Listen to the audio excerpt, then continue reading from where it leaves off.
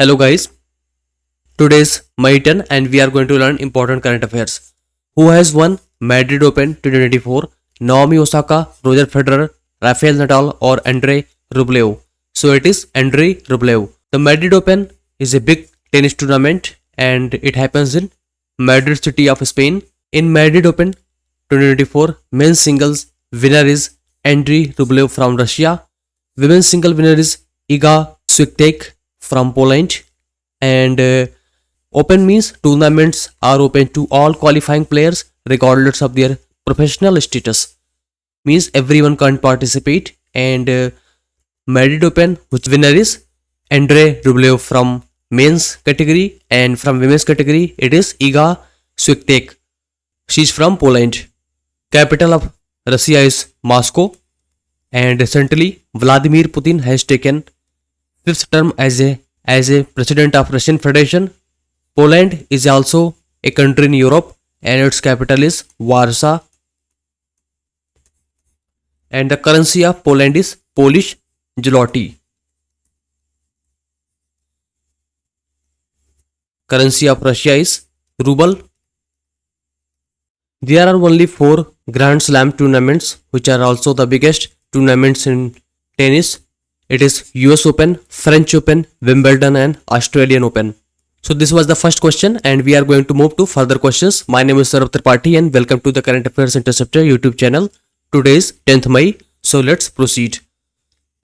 Exercise Gagan Strike 2 has been carried out by Western Command of Indian Army and Indian Air Force in Punjab, Rajasthan, Gujarat or Jammu and Kashmir.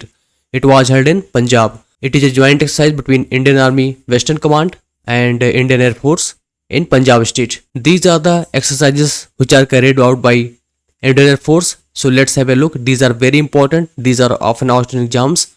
So let's study one by one. Desert Eagle, it takes place between India and UAE. Indradhanush takes place between India and UK. Indra, it is a tri-services, means Indian Navy, Indian Army and Indian Air Force. All three participate and it is between India and Russia. Eastern Bridge, India and Oman. Shinyu Maitri, India, Japan. Garuda, India and France. Very important.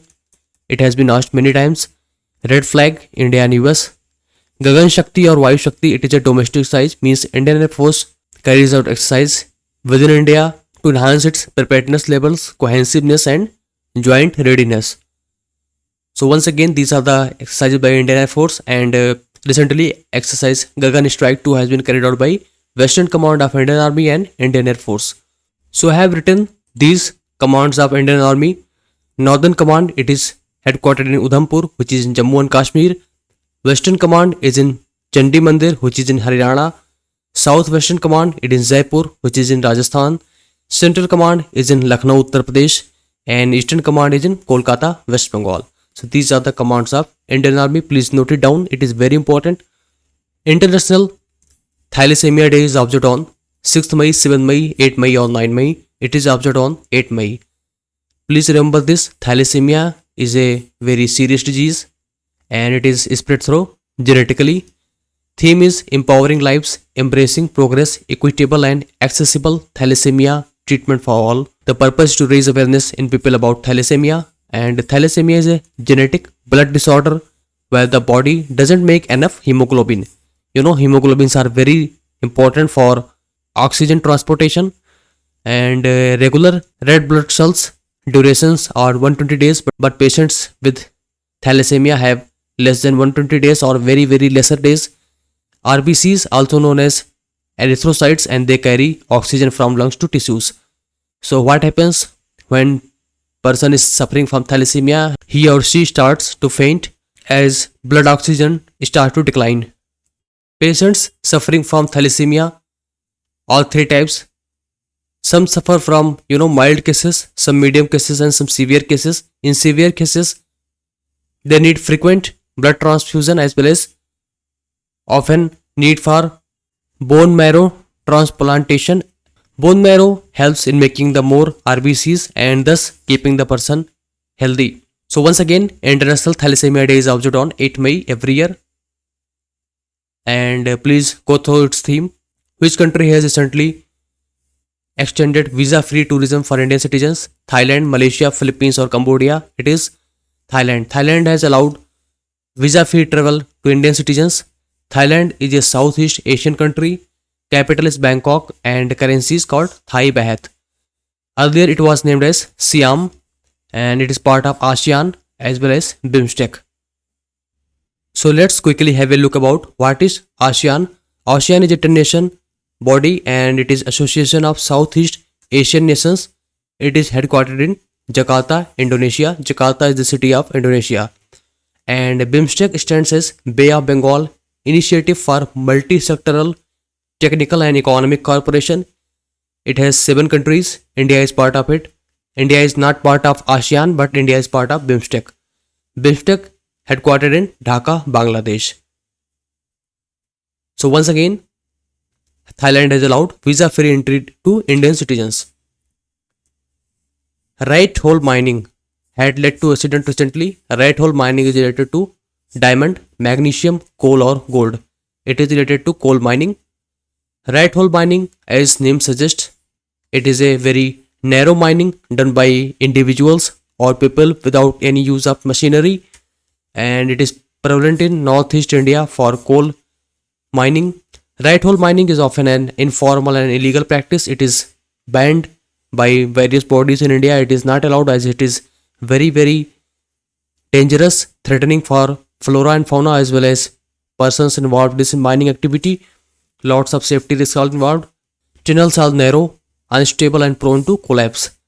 So as name suggests, a single person makes single mine barely able to sustain one person.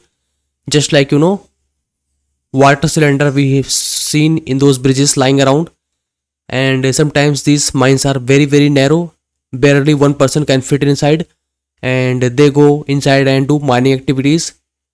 Person often can suffocate due to less oxygen availability.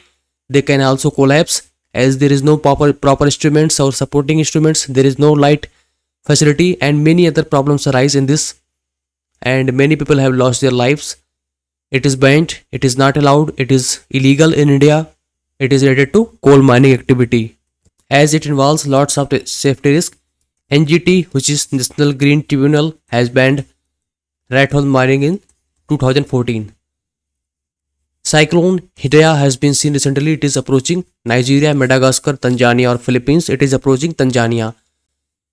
Tropical cyclones form over warm ocean waters fueled by heat and Earth's rotation, and Hidaya means guidance in Arabic. It is approaching Tanzania, which is African country. It is a East African country. Its capital is called Dodoma and currency is called shilling. So Cyclone Hidaya is approaching Tanzania country. It is rapidly approaching as of now, and Hidaya means guidance in Arabic.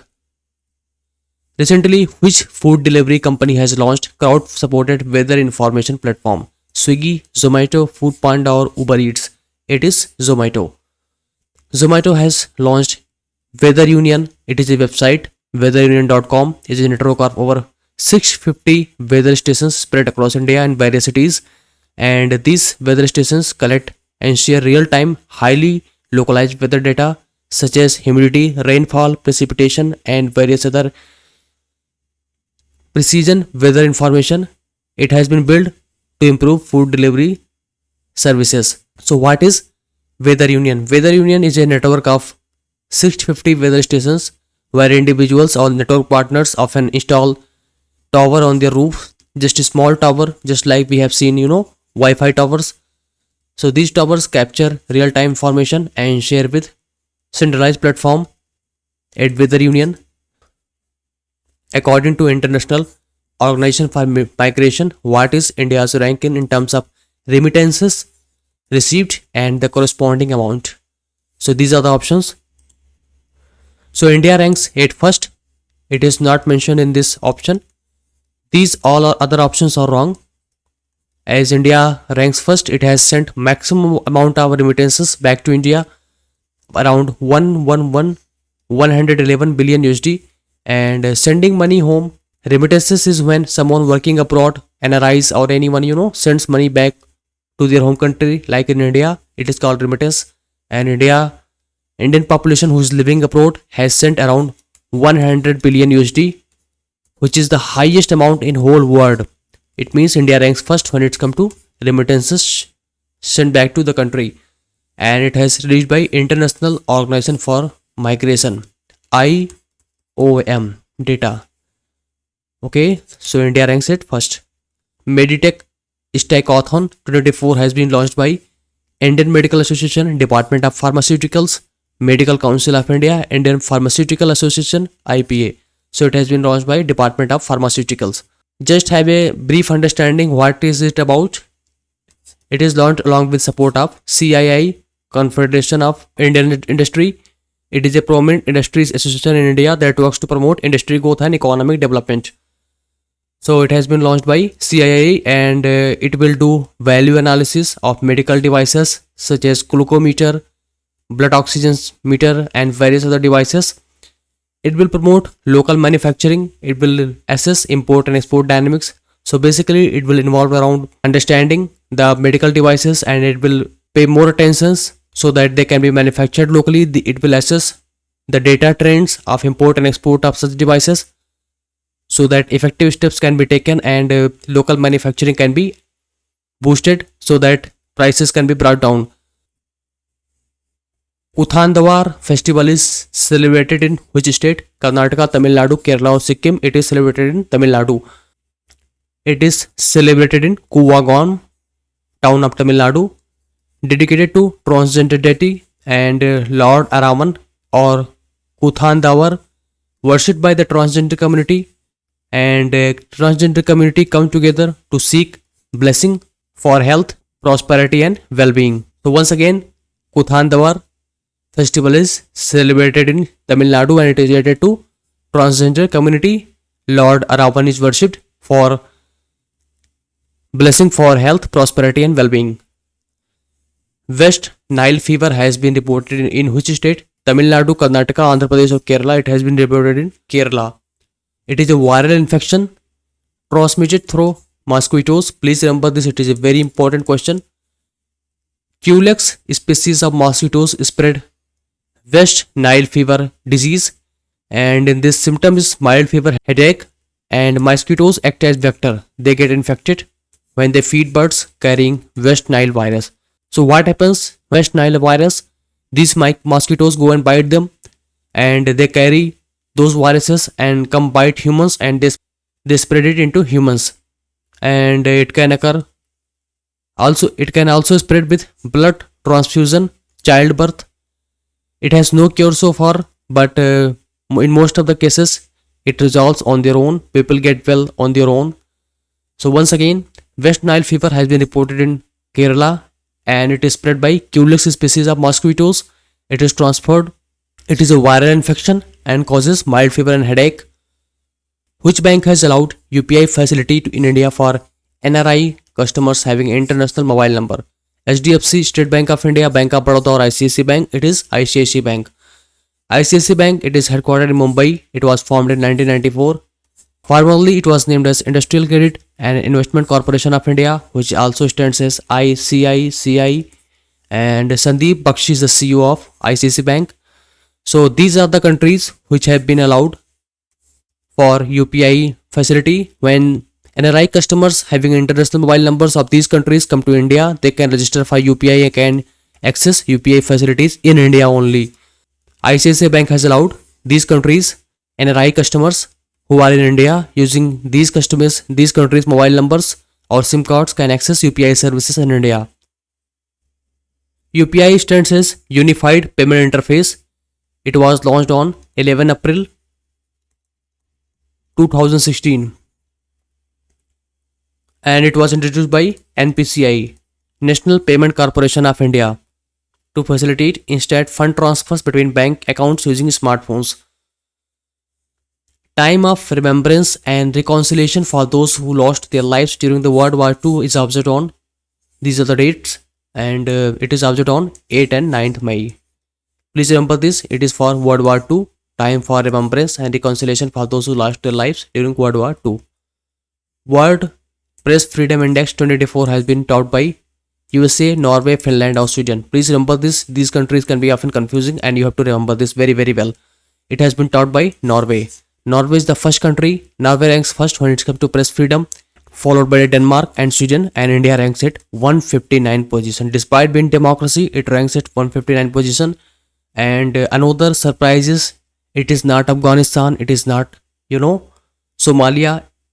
This year, the ranking was released on 3rd May on the day of World Press Freedom Day, which was observed on 3rd May, and the theme was A Press for the Planet, Journalism in the Face of Environmental Crisis. So once again, these three countries have topped the ranking. India at 159 position, and there is some typing mistake. It is read as Eritrea. Eritrea is a country in East Africa. It is the smallest country in Africa, and it has been ranked as worst country for press. Please don't confuse option. It will be given like that. Worst country for press freedom. It will be like Afghanistan, Somalia and various other countries such as Iraq, Libya, but it is not those countries. It is Eritrea, which is an African country. It is the smallest country in Africa. It has been ranked as worst for press freedom or journalism. Pakistan ranks at 152 position. Sri Lanka at 151 position. Nepal at 74th position, which is very very impressive, as India ranks 159 position. Maldives ranks at 106th position. Bangladesh 165, worse than India. Myanmar at 176, again worse than everyone. And the last and the worst country in South Asia, it is Afghanistan at 178 position. So in South Asia, Afghanistan ranks at worst and Nepal ranks at best with 74th ranking in Asia, South Asia for World Press Freedom Index. Project Seabird is ambitious project which involves massive upgradation of bases. It is for Indian Navy, Indian Coast Guard, ICG or Indian Air Force or Indian Army. It is for Indian Navy. Project Seabird is an ambitious project. It is about modernizing the Karwar naval base, which is in Karnataka. It is in west coast of India. The need for this was to tackle the geopolitical challenges and safety and security of Indian Ocean region. Additionally, there was a congestion problem at west coast from Mumbai, around Mumbai, as lots of cargo ships, come in there and unload. So to tackle these challenges, congestion issues of bases located west coast, Project Seabird was launched, and it would be the biggest naval base in Asia once completed. It is a west coast naval base of Indian Navy, and it is named as Project Seabird. So these were today's current affairs. If you have any doubt or any feedback, please let me know in comment section. I will answer your any doubt. I will answer your every doubt. I will take your feedback and implement it. Please keep learning every day. Do not get demotivated. Current affairs is all about daily preparation. It is all about building yourself layer by layer. So please focus on current affairs of the May month. And as you progress, you will notice that you are already getting very very familiar with past month, as we will also encounter the June month current affairs in a very very easy manner, as current affairs is interconnected. And I suggest you, please do your best every day. Do not demotivate it. Do not lose your hope. Have faith in your abilities, have faith in your preparation, and more importantly, have faith in higher power. If you have enjoyed this session, please like this video and subscribe to this channel. And these were today's current affairs of 10th May. I would like to thank you for joining me today, and I wish you have a very great day. Thank you so much.